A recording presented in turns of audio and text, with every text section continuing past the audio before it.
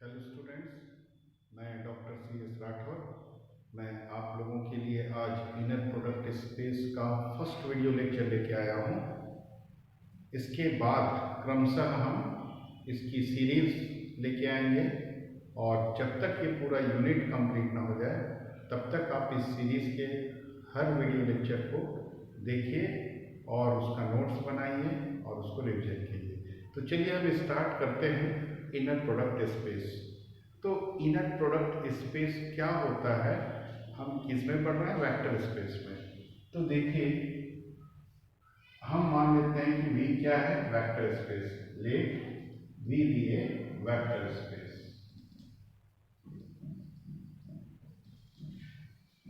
V क्या है? Vector space. तो वेक्टर स्पेस किस पे होता है? किसी फील्ड पे होता है। तो V फील्ड ए पर एक वेक्टर स्पेस है। तो हम इसको ऐसा भी लिख सकते हैं, बी ए वेक्टर स्पेस। अब ये वेक्टर स्पेस है और एक मैपिंग, देन एक मैपिंग है। इस मैपिंग को इससे डिनोट करते हैं, ब्रैकेट्स। कहां से कहां? V cross V to F। Then a mapping is called inner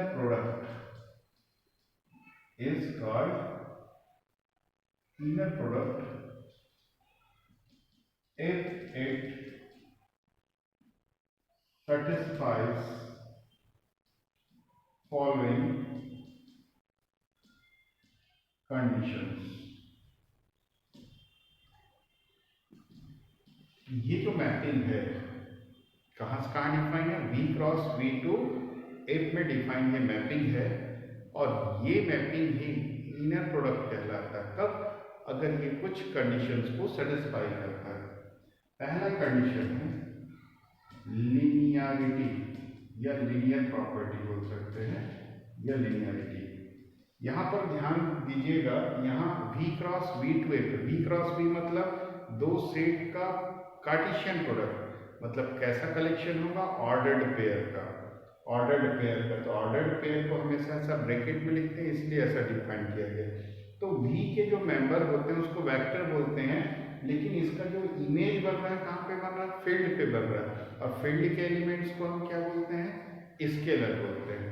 मतलब V क्रॉस V का जो इमेज बनता है स्केलर पे बनता है। तो ये तीन कंडीशंस को सेटिस्फाई करेगा, तब हम इसको इनर प्रोडक्ट बोलेंगे। फर्स्ट कंडीशन है लीनियरिटी। तो लीनियरिटी में क्या है? और alpha beta gamma belongs to V and a b belongs to F। हम V के कोई भी तीन एलिमेंट लें, अल्फा बीटा गामा मान लेते हैं, और दो स्केलर ए बी ले लेते हैं, फील्ड के दो एलिमेंट। क्या होना चाहिए?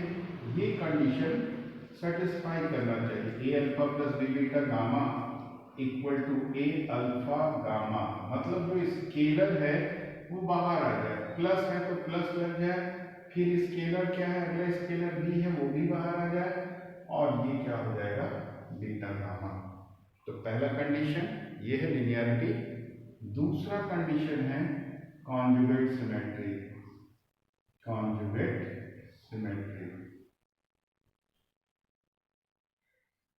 तो ये कंडीशन क्या है?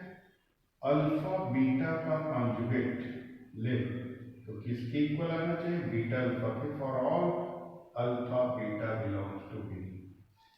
ठीक है। जैसे हम किसी भी वेक्टर का इनर प्रोडक्ट यानी इसका इमेज ले और उस इमेज का कॉन्जुगेट ले तो वो रिवर्स हो जाना चाहिए।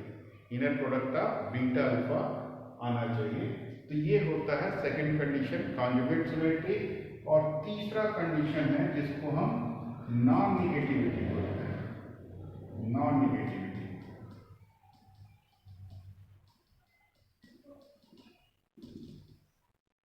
Alpha alpha inner product of same vector is greater than और इक्वल 0 एंड सेम वेक्टर का इनर प्रोडक्ट 0 कब होता है? If and only alpha equal to 0 vector. ये थर्ड कंडीशन है नॉन निगेटिविटी। ध्यान रखिएगा, कि दो सेम वेक्टर का inner product greater than or equal 0, और 0 कब होगा? 0 भी यहाँ पे पॉसिबिलिटी बताया गया है, इक्वल 0 भी हो सकता है। तो 0 कब होगा? जब ये वेक्टर ही 0 होगा। तो देखिए ये यहाँ पर कैसा 0 लिखा हूँ? स्केलर 0। यहाँ पर कैसा 0 लिखा हूँ? वेक्टर 0। यहाँ पर स्केलर क्यों लिखा हूँ? क्योंकि ये अल्फा अल्फा v और v के एलिमेंट्स का पेयर है, मतलब मैपिंग है। ये मैपिंग के लिए ये सिंबल यूज किए हैं, और उसका इमेज कहाँ पे बन रहा है? फील्ड पे। फील्ड पे बन रहा है मतलब स्केलर है, तो ये क्या है? स्केलर होगा। लेकिन ये अल्फा क्या है? वेक्टर है, v का एलिमेंट वेक्टर है, इसलिए इसको क्या करते हैं? बोल्ड 0 से। तो ध्यान रखिए, इसी में बहुत लोग मिस्टेक करते हैं लिखते समय, दोनों 0 को एक जैसा बना देते हैं, जबकि ये स्केलर हुआ, अल्फा इंडिविजुअली वेक्टर, लेकिन जैसे उसका इनर प्रोडक्ट होता है उसका इमेज कहाँ पे बन जाता है? फील्ड पे बन जाता है। फील्ड मतलब स्केलर, इसलिए 0 हो गया, और अल्फा वेक्टर की स्पेस का एलिमेंट है, इसलिए बोल्ड 0 होगा। तो ये तीन कंडीशन को अगर ये मैपिंग सेटिस्फाई करता है तो इसको हम इनर प्रोडक्ट बोलते हैं। किसको? इस मैपिंग को। और किस वेक्टर स्पेस में डिफाइन है ये mapping? V vector space V में डिफाइन है मैपिंग। तो V को कैसा स्पेस बोल देते हैं? Inner product space. मतलब कोई भी vector space inner product space कब कहलाता है? जब उस वेक्टर स्पेस में एक मैपिंग डिफाइन हो, जिसको हम इनर प्रोडक्ट बोलते हैं, तब हम उस वेक्टर स्पेस V को इनर प्रोडक्ट स्पेस कहते हैं। ठीक, तो अब हम इसकी कुछ प्रॉपर्टीज देखते हैं। पहली प्रॉपर्टी, अगर इनर प्रोडक्ट कर रहे हैं और उसमें एक वेक्टर 0 हो जाए, दो वेक्टर का इनर प्रोडक्ट करते हैं, क्योंकि ये पेयर होता है, v क्रॉस v मतलब v के दो एलिमेंट का पेयर होता है, उसमें से एक एलिमेंट 0 हो अगर, तो उसका इनर प्रोडक्ट 0 होता है। ये हमको प्रूफ करना है। ये स्केलर 0 है, ये वेक्टर 0 है, ध्यान दीजिएगा। इसी में बहुत लोग कंफ्यूज रहते हैं। तो अब हम स्टार्ट करते हैं प्रूफ इसका। 0 अल्फा, इस 0 को हम 0 इंटू 0 लिख सकते हैं, ऐसा लिख सकते हैं, क्योंकि 0 का ये प्रॉपर्टी आप लोगों ने वेक्टर स्पेस में पढ़ा है। किसी भी वेक्टर के साथ स्केलर 0 का प्रोडक्ट करते हैं, क्या मिलता है? वेक्टर 0। तो वेक्टर के साथ स्केलर 0 का मल्टीप्लाई करेंगे, वेक्टर 0 ही मिलेगा, इसलिए ऐसा हो गया। अब हम लीनियरिटी अप्लाई कर देते हैं। लीनियरिटी में क्या करते हैं? देखो, स्केलर को बाहर करते हैं। यहाँ स्केलर क्या है? 0, 0 बाहर आ जाएगा, 0 इंटू अल्फा। इसकी वैल्यू कुछ भी आए, मतलब इसका इनर प्रोडक्ट कुछ भी आए, लेकिन बाहर क्या है? 0, और 0 का मल्टीप्लाई करेंगे तो क्या मिलेगा? 0। तो ये हो गई इसकी पहली प्रॉपर्टी। अब हम इसमें और भी प्रॉपर्टीज हैं जो बहुत इजी है। वो प्रॉपर्टी जो आप लोग खुद से कर सकते हैं, उस प्रॉपर्टी को यहाँ पे अभी मैं नहीं बता रहा हूँ। अब मैं जो प्रॉपर्टी आप लोगों को मुश्किल होगा बनाने में, उस प्रॉपर्टी को प्रूफ बता रहा हूँ। फिर एग्जाम्पल भी देखेंगे इसका।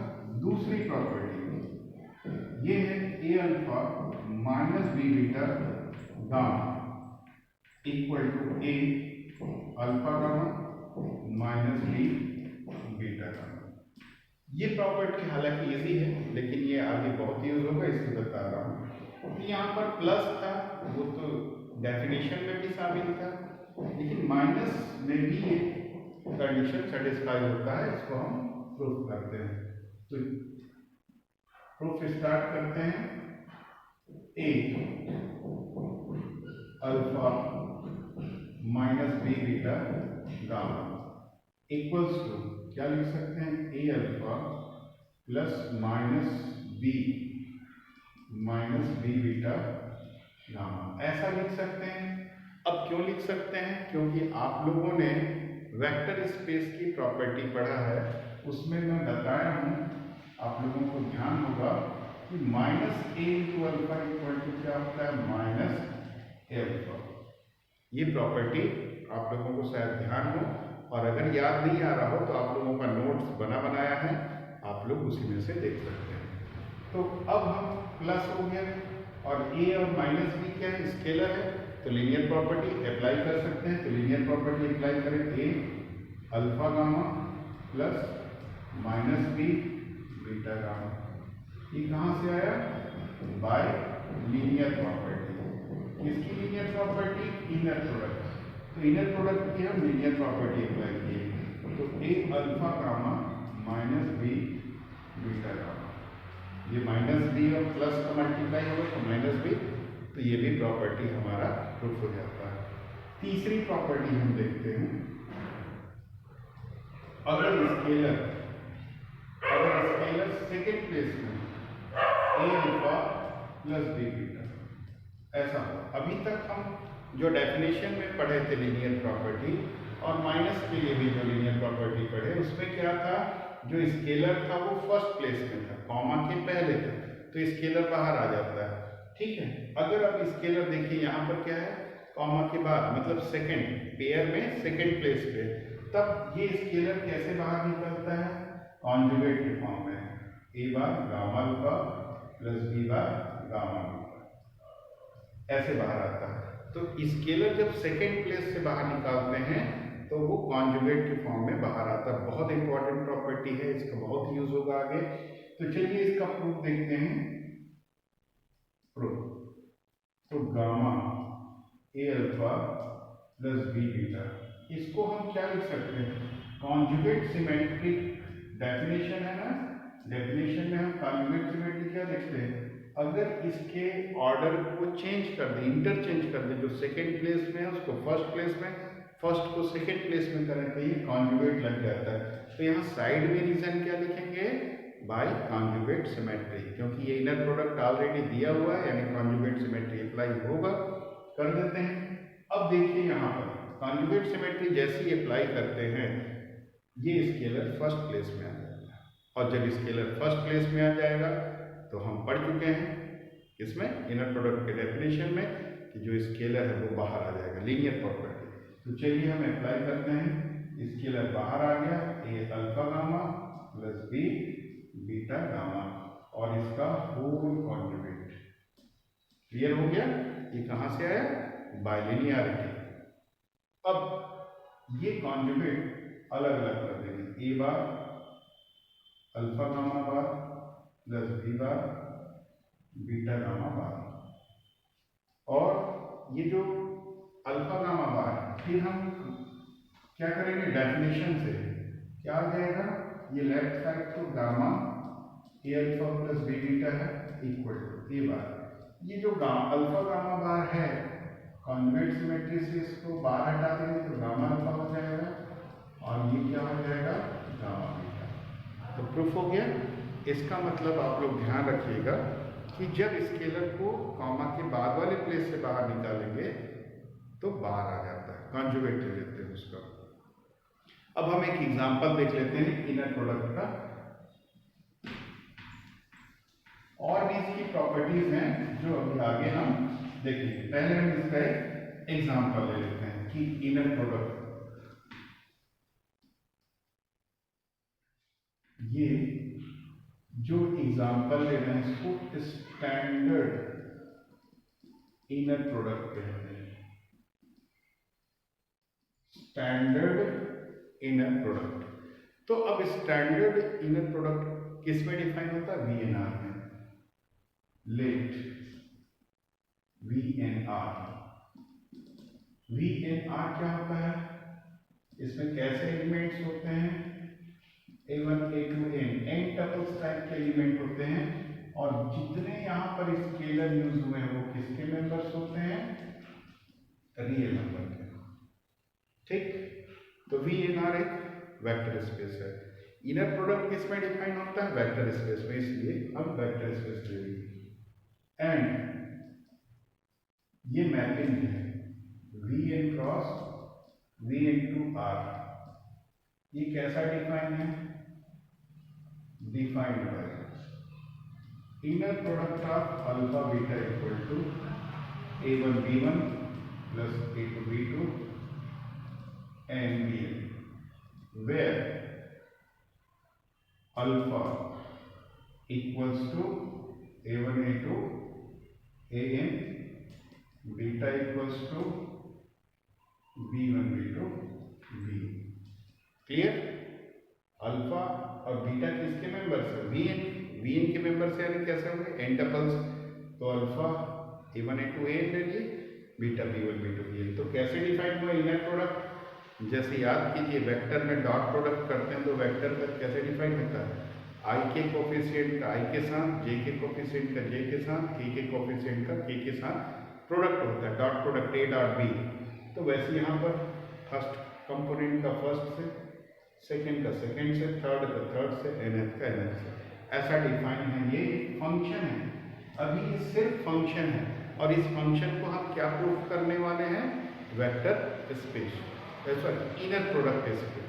मतलब इस मैपिंग को इनर प्रोडक्ट प्रूफ करेंगे तो ये क्या हो जाएगा? इनर प्रोडक्ट स्पेस हो जाएगा। तो अब इस मैपिंग को इनर प्रोडक्ट प्रूफ करने के लिए हमको 3 कंडीशन सेटिस्फाई कराना होगा। पहले हम लीनियरिटी सेटिस्फाई करते हैं। तो पहला कंडीशन है लीनियरिटी। तो लीनियरिटी के लिए अल्फा बीटा और गामा नोटेशन को मैं यहीं पर लिख देता हूँ। गामा जहां पर लेंगे उसका मतलब ये, और फील्ड के 2 एलिमेंट ले लेते हैं। फील्ड यहाँ पर क्या ले रहे हैं? Real number. तो ये हो गया। देन ए अल्फा प्लस बी बीटा क्या आ जाएगा? ये सब आप लोग खुद करके देख सकते हैं, मैं डायरेक्ट लिख देता हूँ। ए अल्फा प्लस बी बीटा की वैल्यू जब निकालेंगे तो A1 plus BB1, A2 plus BB2 और AN प्लस BBN ये आ जाएगा। करके देख सकते हैं आप लोग। ऐसा मैं वेक्टर स्पेस में कई बार यूज किया हूँ, कई बार बताया हूँ। सब स्पेस पढ़े तब ए अल्फा प्लस बी बीटा कई बार निकालें, तो ये आप लोग निकाल के देख लीजिए। अब हम क्या करेंगे?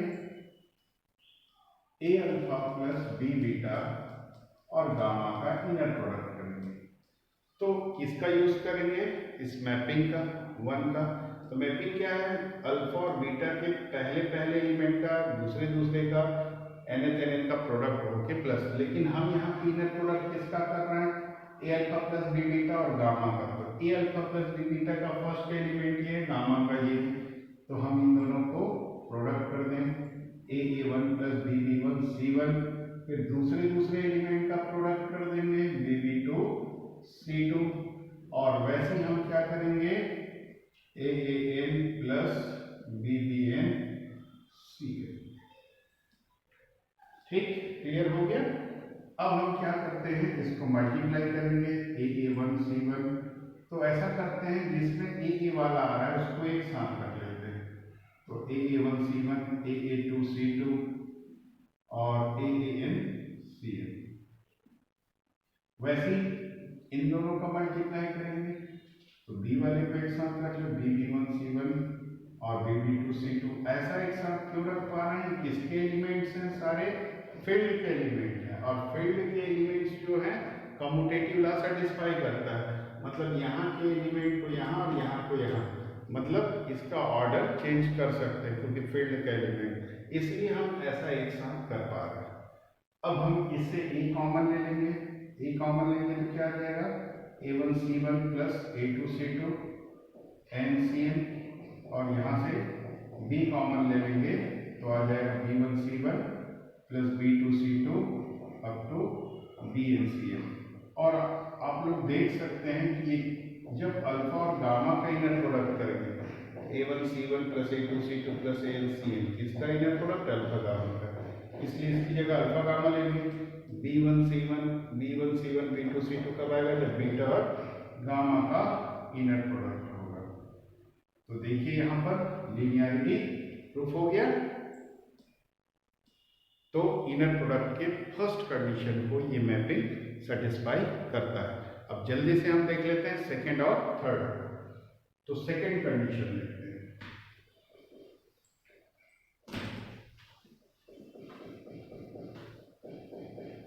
तो सेकंड कंडीशन है कॉन्जुगेट सिमेट्री। कॉन्जुगेट सिमेट्री, इसके लिए हम क्या लेते हैं? बीटा अल्फा का कॉन्जुगेट लेते हैं।